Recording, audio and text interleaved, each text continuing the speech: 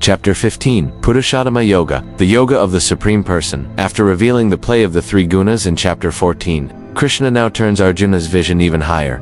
To the very root of existence, he begins with a striking image.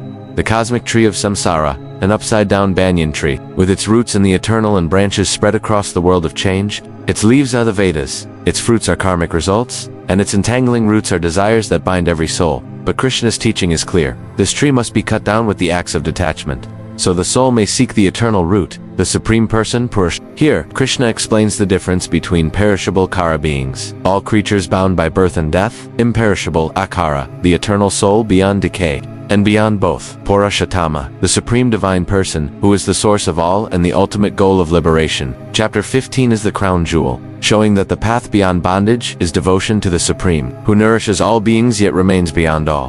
In verse 1, Krishna begins with a profound image. The material world is compared to a banyan tree with roots upward and branches downward. Its leaves are the Vedic hymns, and one who knows this tree knows the essence of the Vedas. This is the cosmic tree of samsara, endlessly spreading branches of karma, desires, and worldly attachments. Psychology interprets this as the tangled web of conditioning, where patterns of thought and behavior root deeply in the unconscious. Neuroscience shows how neural pathways grow stronger with repetition, branching like a tree that seems endless. Logic makes it clear. To understand the tree, one must trace back to its root. In verse 2, Krishna continues, the branches of this tree extend upward and downward, nourished by the modes of nature. Its twigs are the sense objects, and its roots spread further into the world of human action. Here, the senses chase objects, nourishing desires, which in turn extend the bondage of karma. Psychology calls this reinforcement. Cravings strengthen habits. Neuroscience confirms. Dopamine cycles wire the brain toward constant pursuit of reward. Logic illustrates.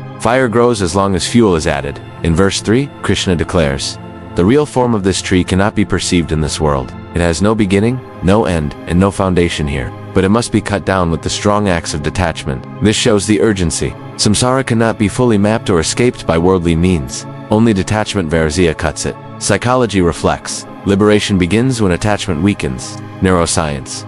Breaking habits requires conscious interruption of automatic cycles. Logic. One cannot untangle a net by pulling at the knots endlessly. It must be cut. In verse 4, Krishna points to the true goal. After cutting down this tree, one must seek that place from which, once reached, there is no return.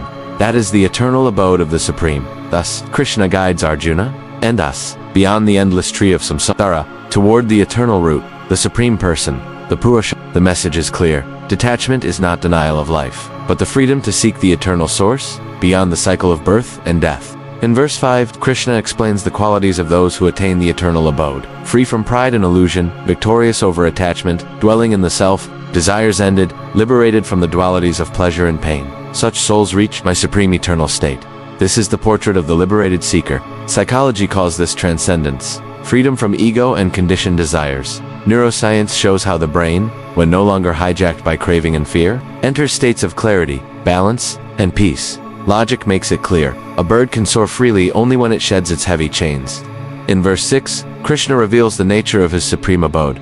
That supreme realm of mine is not illumined by sun, moon, or fire. Having reached it, one never returns to this material world. This is the eternal dimension beyond physical light, beyond decay. Psychology interprets this as the soul's longing for permanence beyond fleeting joys. Neuroscience cannot measure it, but points toward mystical experiences where consciousness transcends time and space. Logic affirms. The light of the eternal needs no external source. In verse 7, Krishna declares, the living beings in this world are my eternal fragmental parts, but bound by material nature, they struggle with the six senses, including the mind. Here Krishna reminds us, the soul is divine in essence, yet entangled in matter. Psychology describes this as identification with the false self rather than the true self. Neuroscience observes how the mind, caught in sensory feedback loops, traps awareness in constant struggle. Logic illustrates. A spark belongs to fire, but if buried in dust, it struggles to shine. In verse 8, Krishna explains the soul's journey. When the embodied soul leaves the body, it takes the mind and senses with it, just as the wind carries scents from their source. This poetic image reveals rebirth. The subtle impressions vasanas carry forward into the next body. Psychology calls this conditioning across lifetimes, patterns that outlive a single chapter. Neuroscience parallels this in memory, an unconscious imprints that continue shaping behavior. Logic proves, the fragrance clings to the wind, though invisible to the eye. Thus Krishna reminds us, the soul is eternal, but its journey depends on the company of desires and impressions it carries. Liberation means freeing the soul from this endless cycle. In verse 9, Krishna explains how the soul engages with the body, using the ear, the eye, the tongue, the nose, and the touch, along with the mind. The soul enjoys the objects of the senses. Here Krishna shows that the body is like an instrument, and the soul seated within uses the senses to experience the world. Psychology calls this perception. The mind interprets signals from the senses to construct reality. Neuroscience confirms that sensory organs only transmit electrical impulses. It is consciousness that gives them meaning. Logic clarifies. Instruments make sound, but only a musician brings out the music. In verse 10, he reveals the mystery of ignorance. The deluded do not perceive the soul when it leaves the body, when it dwells in the body, or when it enjoys the objects of the senses, but those with the eye of knowledge can see. This means most live unaware of the soul's reality, mistaking the body for the self. Psychology calls this identity confusion, attaching selfhood to fleeting forms. Neuroscience observes how awareness narrows when dominated by habit and craving. Logic proves, the untrained eye sees only waves on the ocean, not the depth beneath. In verse 11, Krishna clarifies, the yogis strive to perceive the soul, but the ignorant, whose minds are unrefined, cannot perceive it, despite all effort. Here lies the difference. Effort alone is not enough. Clarity comes through purification and devotion. Psychology names this inner training, refining awareness through discipline and meditation. Neuroscience adds that training attention reshapes the brain, making subtle realities visible. Logic shows, a dusty mirror cannot reflect the sun, no matter how bright the light shines. Thus, Krishna teaches, the soul is always present, but only purified awareness can truly see it. In verse 12, Krishna begins with a cosmic revelation, the light of the sun that illumines the whole world, that which shines in the moon and in the fire. Know that light to be mine. Here Krishna declares that all illumination, whether from the sun, moon, or fire, is but his radiance. Psychology interprets this as the source of inspiration. All clarity of thought traces back to the higher self. Neuroscience reminds us that light governs our biological rhythms, guiding sleep, focus, and vitality. Logic makes it simple. All lamps borrow their flame from the eternal source of fire. In verse 13, he continues, entering the earth, I sustain all beings with my energy. Becoming the moon, I nourish all plants with life-giving essence. Krishna shows himself as the invisible provider, present in soil, water, and even the nourishing juice of plants. Psychology calls this interconnectedness, the sense that life is supported by an unseen web of energy. Neuroscience observes that every cell thrives through cycles of nourishment tied to nature's design. Logic affirms, the branches flourish only because the root supplies life. In verse 14, Krishna makes it personal. I, seated in the bodies of all beings, digest the 4 kinds of food, becoming the fire of digestion. United with prana and apana, this verse reveals that even the smallest functions of the body are powered by him.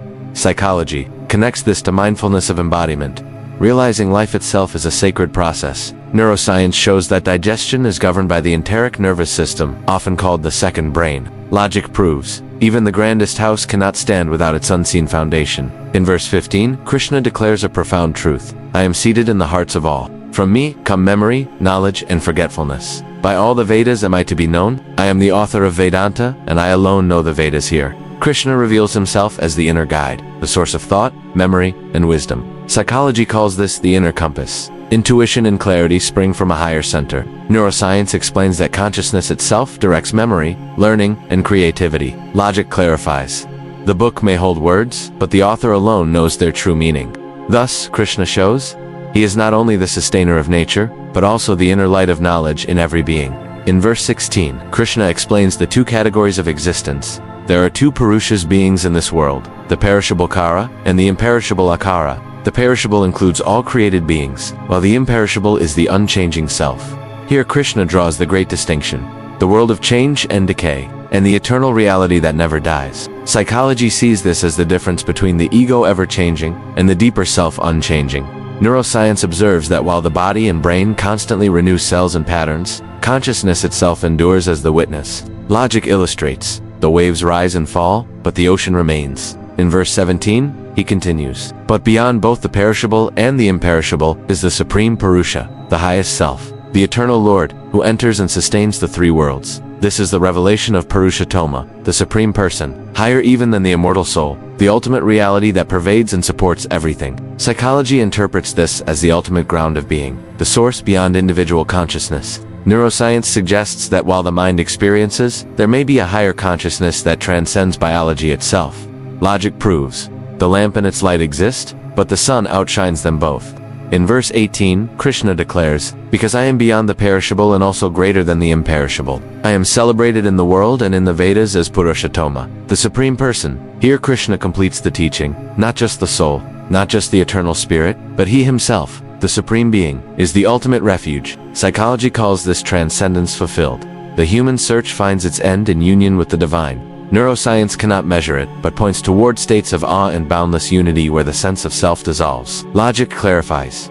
The summit is higher than all foothills, and only from the summit can the whole landscape be seen. Thus, Krishna reveals the climax of chapter 15. Beyond the changing world and beyond the immortal soul lies the Supreme Himself, the eternal refuge. In verse 19, Krishna declares, "He who knows me as the Supreme Person, Purushottama, without doubt, is the knower of all. Such a soul worships me with all his being." This is the fruit of wisdom, recognizing Krishna as the highest truth, beyond body, beyond soul, the eternal Lord. Psychology interprets this as total alignment, when intellect, heart, and action converge in one devotion. Neuroscience suggests that when all mental energies are directed toward one supreme focus, the brain enters coherence, producing clarity and peace. Logic shows, when the river knows its destiny is the ocean, it flows without resistance. In verse 20, Krishna concludes the chapter. "This most secret teaching, O sinless one, has been declared by me. By understanding it, a person becomes truly wise, and his duties are perfectly accomplished." Here, Krishna seals the knowledge of Purushottama Yoga. This is not just philosophy, but the crown of all teachings. Psychology calls this integration. Knowledge transforms into wisdom that shapes daily life. Neuroscience points out that deep conviction creates lasting neural imprints, guiding choices with stability. Logic affirms, when one knows the root, the branches and fruits are understood. Thus ends chapter 15, Purushottama Yoga, the yoga of the Supreme Person. Krishna reveals that beyond the perishable and the imperishable lies the Supreme Being, himself, and knowing him is the highest wisdom, leading to liberation and perfect devotion.